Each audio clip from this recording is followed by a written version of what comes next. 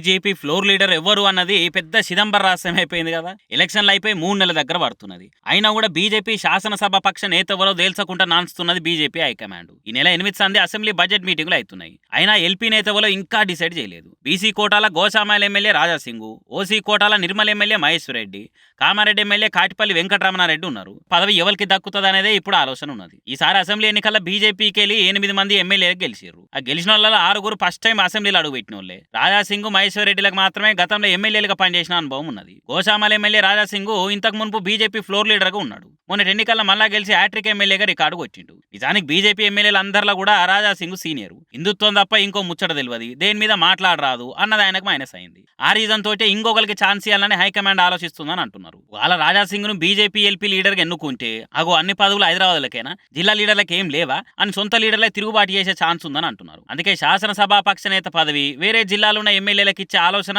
BJP high command చేస్తున్నట్టు party వర్గాలలో గుసగుసలు వినిపిస్తున్నాయి. ఇక ఏలేటి మహేశ్వర్ రెడ్డి ముచ్చటకు వస్తే ఎలక్షన్లకు మున్పే కాంగ్రెస్ నిడిచిపెట్టి బీజేపీ తీర్థం పుచ్చుకున్నాడు. నిర్మల్కెళ్ళి ఎమ్మెల్యే గెలిచిండు. ఉమ్మడి ఆదిలాబాద్ జిల్లాలో భారీ మెజార్టీతో గెలిచిన మహేశ్వర్ రెడ్డి ఎల్పీ లీడర్ పదవి మీద బండి ఆశలు పెట్టుకున్నాడు. ఉమ్మడి ఆదిలాబాద్ జిల్లా నుంచి 4 ఎమ్మెల్యేలు గెలుచుడుతోని మా జిల్లాకే శాసనసభ పక్షనేత పదవి ఇవ్వాలని మహేశ్వర్ రెడ్డి పట్టుబడుతున్నట. ఇక ఉమ్మడి నిజామాబాద్ జిల్లాకెళ్ళి 3 బీజేపీ ఎమ్మెల్యేలు గెలిచారు. ఇక అల్లొకరు కాటిపల్లి వెంకటరమణారెడ్డి. మాజీ సీఎం కేసీఆర్ ఇప్పటి సీఎం రేవంత్ రెడ్డిని ఓడించి జాయింట్ కిల్లర్ గా నిలిచిండు. ఈయన కూడా ఎల్పీ అడుగుతున్నారట. మరి చూడాలి బీజేపీ ఎల్పీ లీడర్ గా ఎవరిని డిసైడ్ చేస్తారో ఏందో.